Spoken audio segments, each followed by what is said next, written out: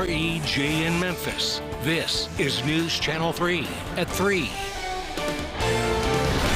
And good afternoon, everyone, and thank you for joining us for 3 at 3. I'm Alex Coleman. We have a lot to cover, but first, the executive director of Shelby County Office of Reentry and his wife appeared in court for the first time today after being arrested for allegedly misusing funds dedicated to their nonprofit Lifeline to Success. DeAndre Brown has since been suspended from his position without pay, but still a lot of questions remain.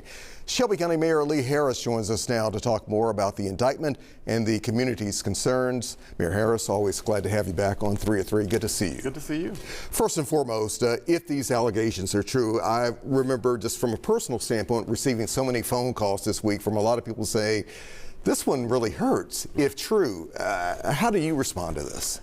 Well, I think that the matter is still ongoing, and of course, DeAndre Brown deserves his day in court, and we presume that the allegations are not true. We presume he's innocent. So the short of it is no matter what happens with respect to this case, we still are a community of folks that believe in second chances.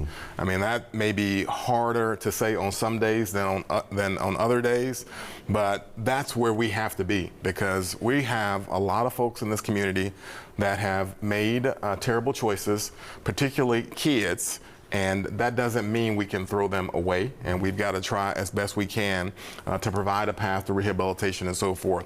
Obviously, DeAndre Brown, again, I can't speak to this particular investigation, but DeAndre Brown and his work, his professional work, I can speak to, and we know that embodied his personal work, the idea that we're not going to throw anybody away, that we're going to put as many people as we can on the road to rehabilitation. And so he's touched lots of lives. And so what you see, Alex, when you talk about something hitting hard, what you see mostly is just the folks that have either been touched directly by DeAndre Brown in terms of his professional work, and quite frankly, the inspiration that he caused in the lives of a lot of others.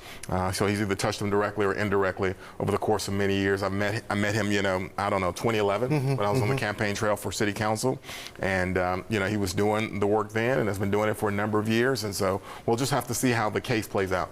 And again, this is somebody you personally appointed, I think back in 2021, I believe.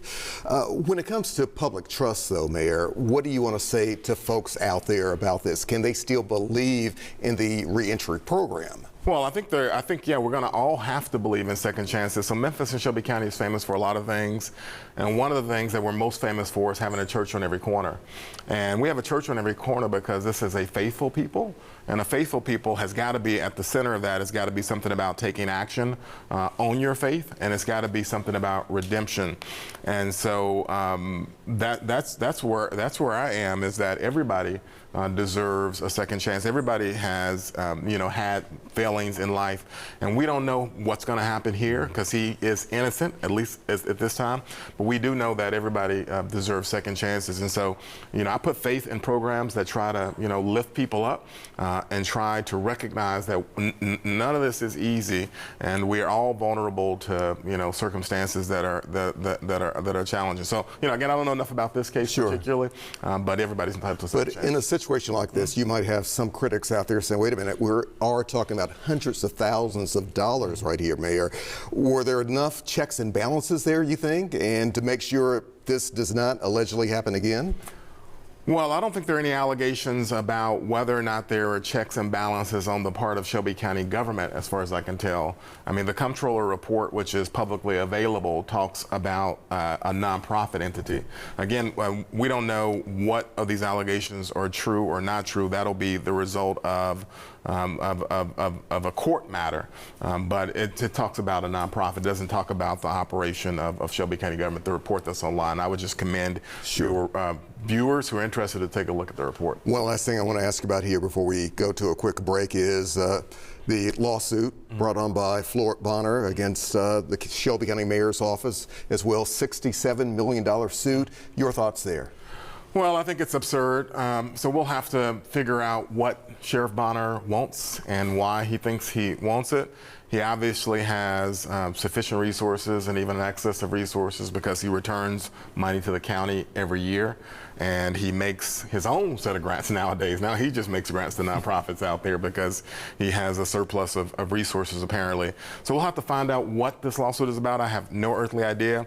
But in the meantime, I'm going to try to use this as best I can as an opportunity to get more involved in his operation, to try to understand what's going on there, because he says he needs money, and yet we know there are so many problems. And so if we're going to invest more money in that operation, we got to make sure that it's put to good use. Okay. And so I think the litigation the good news is, it is an opportunity to really get inside of that operation and try to understand what the crisis is and what we can do to stop the crisis. All right, Mayor, hang right there if you don't mind. We want to continue our conversation about second chances. Sure. But first, let's kind of get an update, and we're going to take a break. We'll be right back.